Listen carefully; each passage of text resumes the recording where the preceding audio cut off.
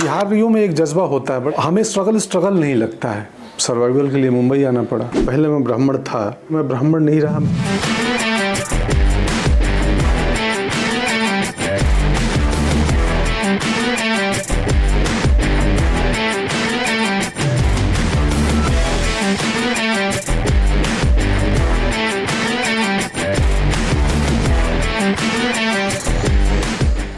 Survival के लिए मुंबई आना पड़ा। 7 बजे मुंबई सेंट्रल स्टेशन पे उतरते प्लेटफॉर्म को छुआ, सुना था वो सब लोग ऐसे ही करते हैं, मैंने भी किया। मेरी शादी हो चुकी थी तो मैं सपत्नीक आया था। डे 1 पति पत्नी और पीछे सामान वाले बोगी में थोड़े से बर्तन, कुछ पतीले हांडी वांडी, कुकर, एक बिस्तर, एक चटाई। मित्र के घर आए, 2 महीने रहे।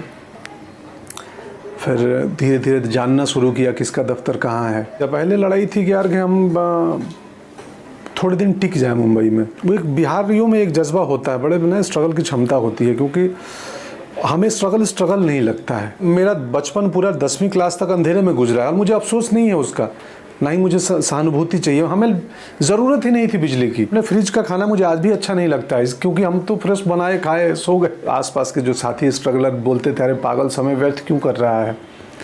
हमारे एक ही आदमी है, राम गोपाल। उस वक्त पर राम गोपाल वर्मा एक नया सिनेमा के मठाधीश थे और हर एक्टर को लगता था कि नए एक्टर को मौका यही देता है। जितने आड़े टेढ़े सामान्य चेहरे वाले लोग या अजीबोगरीब चेहरे वाले लोग, उन्हीं के यहाँ जाते थे।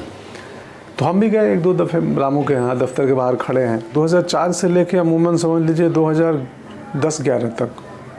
क्या करते रहे तब इतने? जो कुछ भी मिल जाता था। 6-7 साल। जैसे एक विज्ञापन किया था टाटा टी का, नमस्कार मैं आपका वोट मांगने आया हूँ, ऐसे नमस्कार मैं आपका वोट मांगने आया हूँ। ये भी ऑडिशन दिया मैंने, तो मैंने बोल दिया नमस्कार मैं, आप एक नेता का रोल था कि आता है वोट मांगने की, नमस्ते मैं आपका वोट मांगने आया हूँ। मैंने ऐसा कर दिया।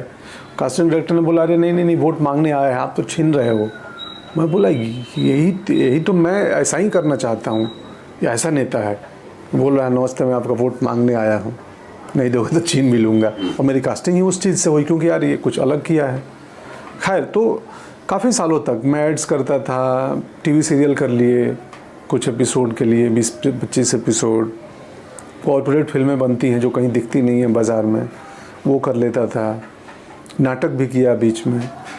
घर चलाने के लिए पत्नी एक स्कूल में पढ़ाती थी गोरेगांव में, तो चल रहा था, सब ठीक ठाक चल रहा था। हम कहीं ना कहीं से अपना जीविका उपार्जन कर पा रहे थे। 2010-11 के बाद, खासकर गैंग्स ऑफ वासेपुर के बाद, लोगों को शायद मेरी क्षमता की पहचान हुई। ब्राह्मण होना आपको जन्म से मिल गया। क्या ब्राह्मण होने से भी आपका संघर्ष कुछ थोड़ा सरल हो जाता है? नहीं, मुझे नहीं लगता।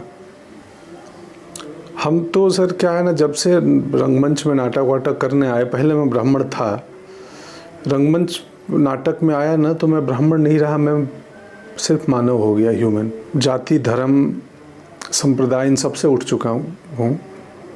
बड़ा कठिन है, बड़ा कठिन काम है ये, बड़े अंतस तक हमारे रहता है। इसको निकालना, इससे थोड़ा सा विरक्त होना या थोड़ा तटस्थ होना बड़ा मुश्किल काम है।